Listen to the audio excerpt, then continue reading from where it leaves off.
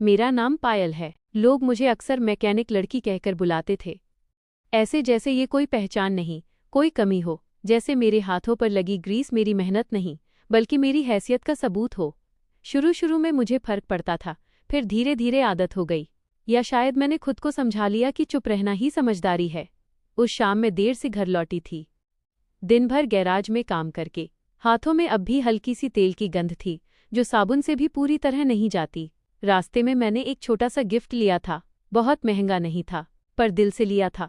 सोचा था, घर में दूंगी तो शायद किसी का चेहरा खिल जाए, शायद आज कोई ताना न मिले। बाहर हल्की ठंड थी, दिसंबर की हवा। घर के अंदर से पीली, गरम रोशनी बाहर छलक रही थी। हमारा घर हमेशा ऐसा ही लगता था, बाहर से परफेक्ट, जैसे किसी मैगजीन का कवर। पर मुझे पता था, उस रोशनी के नीचे कितनी ठंडी बातें छुपी रहती हैं। मैंने धीरे से दरवाज़ा खोला, कदम बहुत हल्के रखे, जैसे आवाज़ करना भी मेरी गलती हो। तभी डाइनिंग रूम के पास पहुंचते ही आवाज़ें सुनाई दीं। दरवाज़ा पूरी तरह बंद नहीं था, एक पतली सी रोशनी की लकीर बाहर आ रही थी। मैं बस आगे बढ़ने ही वाली थी कि अचानक मेरा नाम सुनाई दिया। पायल मेरी माँ की आवाज़ थी, हल्की लेकिन अजीब सी, जैसे किसी जोक की शुरुआत हो। अगले ही पल हंसी गूंजी, तेज, चुभने वाली। मेरे पापा बोले, वो नीला जंपसूट याद है, वही पहनवाएंगे उसे, मज़ा दोगुना हो जाएगा। किसी ने कुर्सी खिसकाई। मेरे भाई की हंसी आई दबी हुई, संभली हुई, जैसे डॉक्टर होने की शालीनता निभा रहा हो। मेरी बहन बिना रुके हंस पड़ी, वही हंसी जो कैमरे के सामने हमेशा परफेक्ट लगती है। और वो लाइन डालेंगे ना, honest work, greasy hands, church वाले लोग हंस हंस के लोटपोट हो जाएंगे। कागजों की सरसराहट हुई, जैसे कोई स्क्रिप्ट पलटी जा रही हो। फिर सब एक साथ हंसे। मुझे एक पल लगा, शायद मैं गलत समझ रही हूँ, शायद किसी और की बात हो रही हो। पर फिर पापा की आवाज़ आई, जो सीधा दिल के बीच लगी। और आखिर में वसीयत वाला सीन, वही तो पंच लाइन होगी। उस पल सब साफ हो गया। ये कोई क्रिसमस किट नहीं थी, ये मेरे ऊपर बना मजाक था। एक पूरा नाटक, जिसमें मैं थी परफेक्ट फैमिली की शर्म, गरीब ग्रीसी हाथों वाली मैकेनिक बेटी। मेरी मेहनत, मेरा काम, मेरा जीवन, सब उनकी हंसी का हिस्सा। मेरी सांस अटक गई। हाथ में पकड़ा गिफ्ट अचानक भारी लगने लगा, उंगलियां ढीली पड़ गईं।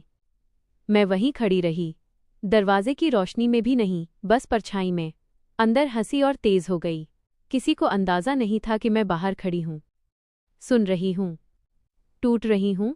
मैंने धीरे धीरे पीछे कदम खींचे, बूट्स को टाइल पे घिसने नहीं दिया, जैसे शोर भी मेरी गलती साबित कर देगा।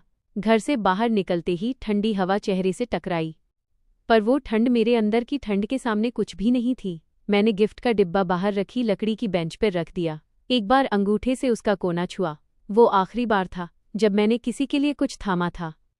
फिर मैं अपनी बाइक की तरफ बढ़ी, मेरी दुनिया, मेरी पहचान। मैं रोई नहीं, मैं चिल्लाई नहीं, मैंने कुछ कहा भी नहीं, मैं बस चल पड़ी। और मुझे नहीं पता था कि यही चुप्पी, यही रात मेरी जिंदगी को हमेशा के लिए बदलने वाली है। मैं शहर की सड़कों पर बाइक चलाती रही, लाइटें पीछे छूटती जा रही थीं और दिल के अंदर कुछ टूटता जा रहा था। हवा हेलमेट से टकरा रही थी, पर मेरे दिमाग में बस वही आवाज़ें गूंज रही थीं, हंसी, ताने, स्किट, पंचलाइन। हर सिग्नल पर रुकते हुए लगता था जैसे मैं अपनी ही जिंदगी के किसी गलत मोड़ पर खड़ी हूँ। कुछ दूर जाकर मैंने बाइक रोक दी। एक छोटा सा पेट्रोल पंप था, रात का वक्त, ज्यादा लोग नहीं।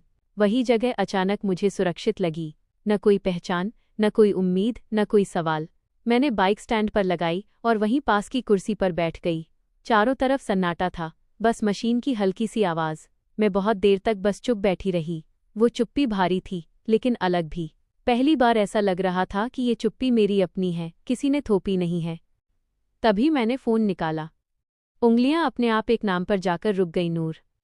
नूर मेरी दोस्त थी, मेरी अकाउंटेंट, और शायद इकलौती इंसान जो मेरे चेहरे से पहले मेरी चुप्पी पढ़ लेती थी।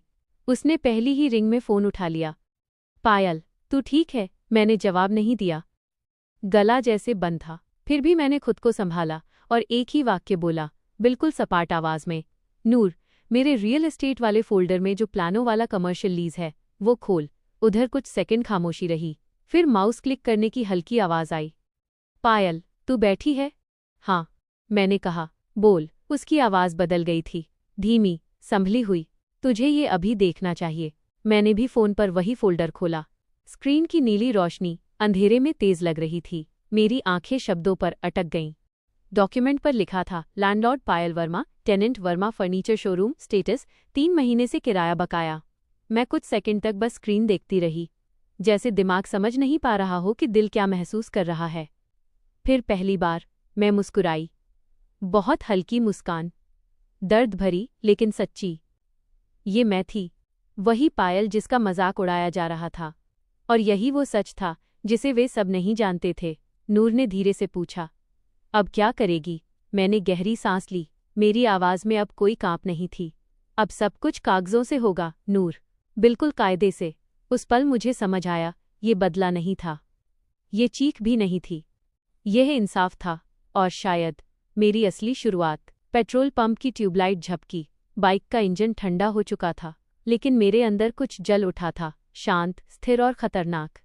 उस रात मैं यादों में सालों पीछे चली गई। रसोई में घी की खुशबू थी और मैंने पहली बार अपने सपने का नाम लिया था। मुझे ऑटोमोबाइल इंजीनियरिंग करनी है।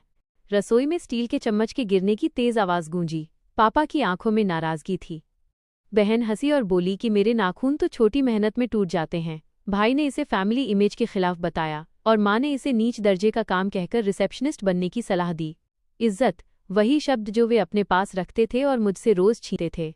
उस रात बर्तन धोते हुए ग्रीस लगे हाथों को देखकर मुझे लगा कि मैं इस घर की तस्वीर में फिट नहीं बैठती। ताने आदत बन गए, उड़ाया जाने लगा। पर उसी दिन एक आ थी जिसने मुझे अपना रास्ता बनाने पर मजबूर किया। चाप मेहनत की, छोटा गैराज शुरू किया और रात रात भर काम किया। नूर ने मेरा हिसाब संभाला और मुझे सिखाया कि मेरी कमाई मेरी आज़ादी है। उसी आज़ादी से मैंने वो कमर ली थी। अब वही ताकत मेरे हाथों में थी। मैंने पेट्रोल पंप पर बैठे बैठे लैपटॉप से डिफ़ॉल्ट और नॉन रिन्यूअल के लीगल नोटिस डिस्पैच कर दिए। अगले दिन चर्च में जब सब मेरा मजाक उड़ाने की तैयारी कर रहे थे, तब एक कुरियर आया। माँ की मुस्कान नोटिस देखते ही जम गई। पापा के हाथ कांपने लगे। सबको पता चल गया कि जिस दुकान से उनका घर चलता है, उसकी मालकिन वही बेटी है जिसका वे मजाक उड़ा रहे थे। माँ का फ़ोन आया। पापा ने बात करनी चाहिए, पर मैंने कह दिया कि अब हर बात प्रोफेशनल होगी। उस रात चर्च में अफरा तफरी थी, पर मेरे अंदर शांति थी। मैं देहरादून की पहाड़ियों में कोहरे के बीच खड़ी थी। मेरे हाथों पर अब भी ग्रीस की लकीरें थीं, पर आज वही मेरी पहचान और ताकत थी। किसी की हंसी आपकी कीमत तय नहीं करती, और कभी-कभी अपनों से बनाई गई दूरी सज़ा नहीं, बल्कि खुद के लिए सम्मान होती है। अगर ये कहानी आपको कहीं छू गई हो, तो कमेंट में बताइए आप कहाँ से सुन रहे हैं। और ऐसी ही सच बोलती कहानियों के लिए चैनल को सब्सक्राइब ज़रूर करें।